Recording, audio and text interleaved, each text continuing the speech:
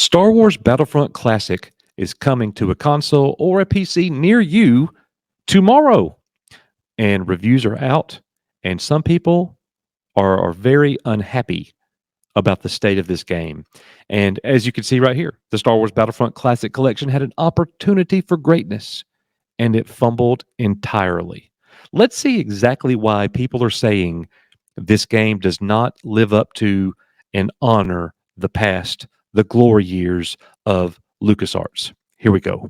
Like I mentioned before, you can get this game on any console. The Battlefront Classic Collection from Star Wars Battlefront 2004, 2005. They've updated the game. They've got all kinds of different things, that's happening, different mods of the past that are included in this game. You're able to play as heroes that you weren't able to quite before. Different modes have now been included in the game, but it's not all good.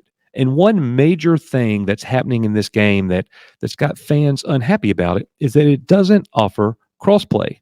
And that's a serious shame that PC users can't play with Xbox users, Xbox users can't play with PlayStation users, Nintendo users can't play with anybody except for Nintendo users. The fact that it doesn't have crossplay is a terrible, terrible thing. It's a terrible mark on this game. That's something that they definitely should have done. It probably wouldn't have taken that much work to get that done. I mean, other games and franchises have done that, but they didn't want to put in the time, money, or effort to get that done. And another thing that they're saying about this reboot, or not reboot, but a classic collection, I guess it is a reboot. They're saying that the game's struggles of the past are still the struggles of the past. The AI is terrible. There's no danger. When you go into a room with 5 opponents, AI opponents, you're going to slaughter those characters, no problem at all. However, if the AI gets inside a vehicle, and they will, they're going to destroy you immediately without hesitation. And they're going to kill you over and over, to the fact where you will even fail missions because of it. And that can be very stressful for, on one end, AI is no threat at all, but when it's AI in a vehicle, it's all of a sudden very, very much a threat. That's something that's broken in the game that really should have been addressed and fixed. And hopefully, they're going to be able to patch that and fix that, but they never fixed it. They never changed it. All the years it's been out since 2004, 2005. Another thing that they're not giving us is, like, in the original Battlefront, you didn't have the ability to sprint, but you did in the sequel. Couldn't they add that in the first game? They could have, but they didn't. The gameplay mechanics that you experienced in 2004 and 2005 are exactly identical to the way that they are right now in the game. So it's not going to be any different at all, which basically means this: all of the problems and issues that it had for the past 20 years, it still has.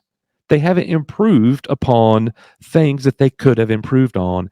And that is kind of lazy, to have poor AI, bad pathing, and a few levels where your teammates will just bottleneck themselves into a firing range, becoming easy pickings for enemy vehicles and mounted guns. In those levels, the only thing you could do is race to wipe out the AI before they wipe out your task, or before they wipe out your group, and makes you lose the battle. So, that's a task that's much easier said than done. Battlefront 2 was a significant improvement on Battlefront 1. Why couldn't they make the original game more like Battlefront 2? I guess you can look at it one way and say, well, they're just honoring, the games of the past, releasing them as they were with, on modern machines, and making it, smoother gameplay. And it looks a little bit better, but it doesn't look that much better, does it?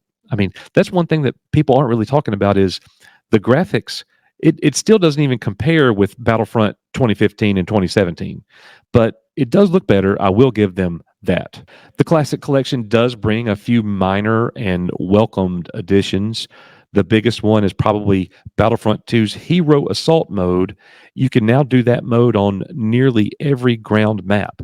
In the original release, the game was restricted to hero mode to Mos Eisley only. So now you're going to be able to open up and do that anywhere. You could also play with other characters like Asajj Ventress that you couldn't do before. And something else that people are not talking about is how if you have this game in your Steam library as a PC user, then you will get a 20% discount on the game itself. So maybe it's worth it with a 20% discount, but I want to know from you guys, are you going to buy this classic collection for Star Wars Battlefront?